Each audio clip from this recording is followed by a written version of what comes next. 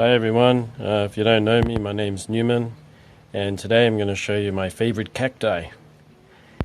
Well, it's really hot out here, must be about 90 Fahrenheit, 30 degrees, but this is autumn and we got a nice cool breeze, really hot sun, it's really hot, and about the only thing that can grow on my balcony is cacti. Everything else gets burnt, cooked like toast.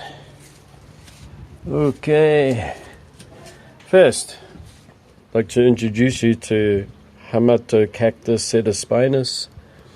This flower is almost finished. It's got lovely golden petals, shiny, silky, and it's got all these filaments, which are the ones here that carry pollen. And what's unique with amongst the Phaerocactus is their style or stigma. The stigma part here, it's like an octopus, starfish. It looks like a sea anemone. So the stigma is really unique in this cactus, the way that it looks like a sea anemone or something from the ocean. It's got many more buds coming up on it. Why is it one of my favorite? Well, I just love the fragrance of the flowers. You got like a citrusy smell, and this thing is the flowering machine. It flowers non-stop from spring all the way through to summer. It'll even try to set buds in the winter too. Super hardy, super tough. Temperatures down minus degrees Celsius. It does absolutely fine. In actual fact, it pushes all the water out of its tissue as a mechanism against the cold. So that's Haematocactus setaspinus. And as it matures, it can offset. It's in a really porous mix. You don't want to grow them in a too rich a soil, because it'll make the plant grow out of shape. It'll get too fleshy and too much water will be absorbed into the tissue, and it'll actually lose its shape and health and everything. Okay, next one is Acanthocalicium spiniflorum variety violaceum.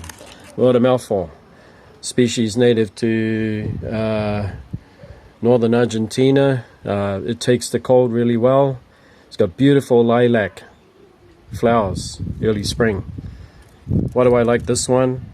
Well, you got to give it to Acanthocalicium spiniflorum for its magnificent golden spines. I mean, this is why I love this plant. And it's perfect barrel shape. Nice size. Unfortunately, it may not offset. It could. Okay, so that's number 2. My next is, of course, Gymnocalycium saglionis, and this is a smaller one.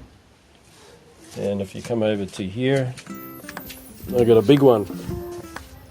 Here it is. Nice big one. This one's new to my collection because I decided to get a few more of them because I like them so much. And it's native to Jujuy, Catamarca, northern Argentina. I love this cactus because of its wacky, interesting areoles that put out all of these radial spines, and its olive green body with big tubercles, big chunky tubercles. And of course the flowers are beautiful, beautiful pink flowers. This is one of my favorite cacti. Next up, Homalocephalotexensis, and I have one here and I got one here. Not a lot of people grow them because I suppose they're common, aren't they, in Texas and all of those states in Mexico. But you know what, I love this cactus for its hardy, ultra thick, hard skin. It's a vicious looking central spine. It sticks straight out like over an inch, and it can take the cold temperatures really well, minus temperatures, no problem. I tested growing it out here in Japan with our humid summers, and it's done really well. I just didn't have it under the rain, but I got all the humidity. Winters here are dry, very dry, very sunny, low humidity, low rainfall. And the thing that I love about this is its flowers. Its flowers are magnificent. They're pink, and they have this silky, shredded petals. You know, they just look magnificent. So that's my next favorite. And of course, I love Cactus glossans because it has this beautiful powdery blue tubercles, the body, and the new spines that come out of the beautiful yellow. I mean, what a contrast. Not to mention the flowers are beautiful too, and it's pretty cold hardy, so I have no trouble growing it. Got a bigger one down here. Here it is. Here's my bigger one.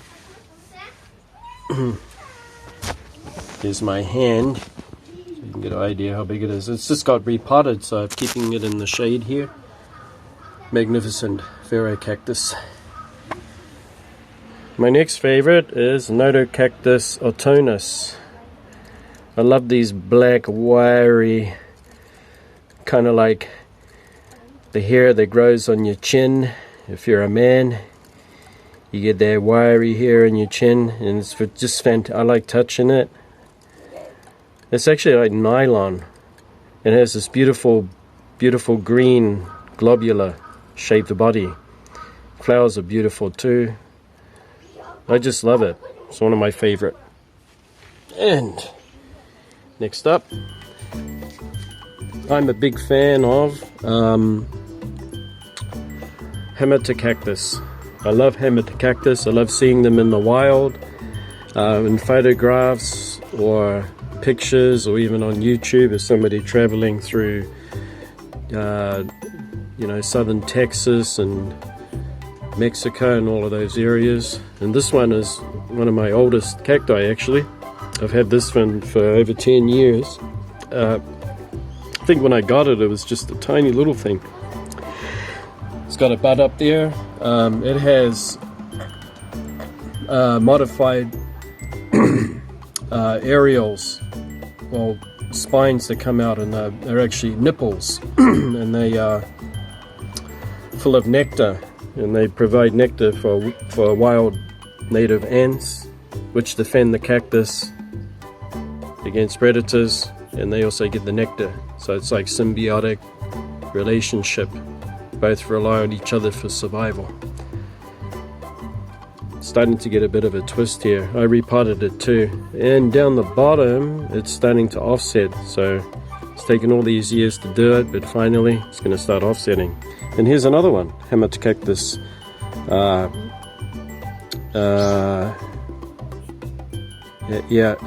I keep forgetting the last name. Cactus Hematocanthus, that's right. And this one is slightly different because it's got even more, its central spines are more straight with a much more of a pronounced hook on it. This one also should be coming into bud soon, and I love it for its really twisted, gnarly, savage spines and its growth and everything, and not to mention how hardy it is. Such an easy plant to grow. Next on the list is of course something that's common. Who doesn't know Cactus Lenninghausii? Everybody knows it. I just love it. I mean, look at this thing. I mean, beautiful golden spines on this beautiful green body. It offsets regularly. I've been keeping it out here during the winter time with my nerves breaking because I think it's not going to make it through, but this table has a frame around it which goes up kind of like this, and I put a very thick polythene that's see-through. It actually lets the sunlight in. I put it around like a makeshift greenhouse. And during the day it can get up to 30, which is about 90 Fahrenheit. And it can drop right down to 17 Fahrenheit, which is -5 degrees. I think the frost is its enemy. You know, a lot of frost, but cold, no problem. Magnificent. Look at that. That's why it's one of my favorites. But next up on the list is Thello Cactus bicolor. And mine is quite small still. I grew this from a seedling that I picked up for $1. I love how it spirals, and it has magnificent, beautiful, huge flowers. It's just a beautiful cactus. I love it so much. That's why it's one of my favorite. Next up is this Mammillaria. The name evades me. Sorry about that. Sometimes I forget and I don't have labels on them. But I love this compact spines. The spines are like nylon, you know, and it's so the spines are so closely set together, and in between that you have that wool or trichomes. This thing is just like perfectly sorry about the kids' noise there. This this thing is just perfectly blocked against the sun. I mean, the sun can't penetrate it. I'm trying to look for words here. This kind of reflects a lot of sun. That's what I wanted to say. Probably reflects up to, I don't know, 50% of the sun's rays. It's an amazing Mammillaria. Yeah. Okay. Of course, next one is Labivia arachnoides. It says here it's Myrana. This one has the most beautiful golden yellow flowers. I mean, they're just so bright. It's amazing. And that's why that's one of my favorites. Very cold hardy and offsets profusely. At one time, I was scared that it was getting too much direct sun, and I moved it down to the shade, and it started to elongate. But you shouldn't panic. Once you bring it back to full sun, or almost full sun, it'll actually get back its shape again, so it can recover from etiolating to some degree. Okay, next up, I'm still a fan of the Nodo cactus. This Nodo cactus hasn't been with me for very long. I picked it up just recently, and it's a Nodo cactus magnificus. It's magnificent cactus with its powdery blue epidermis, amazing golden spines, and the flowers are amazing, easy to grow. I put this kind of blue glass here, just thought it would look great, aesthetically pleasing. I just thought I would do that. Okay. So I was happy that you could join me and have a look at... Oh, I got one more before we go. How could I forget this one? Austro Cylindropuntia subulata monstros. Neat, compact cactus. We get down minus temperatures here. It survives quite well. Actually, at one time it had a big branch that slumped over, which is this one. So I propagated it, growing another one. I just love it. It hasn't flowered, but it's just a real neat cactus to me. I love the way it has these little, the new growth has actual leaves on it, and then the leaves will fall off and it'll start getting spines. Yeah, it's a real neat looking thing. Offsets a lot, looks great in a pot. I'd love to grow it on the ground, of course, but I can't. Not in this climate. That's a neat thing. Anyway, that's my tour of my favorite cacti, and I'm glad that you could join me. And if you have any questions, please ask. I'm going to try to do some new episodes introducing some other cacti and also houseplants. So if you're interested, don't forget to subscribe so that you can get a notification when my videos come out. Anyway, thanks for joining me, and enjoy your plants, and see you next time. Bye.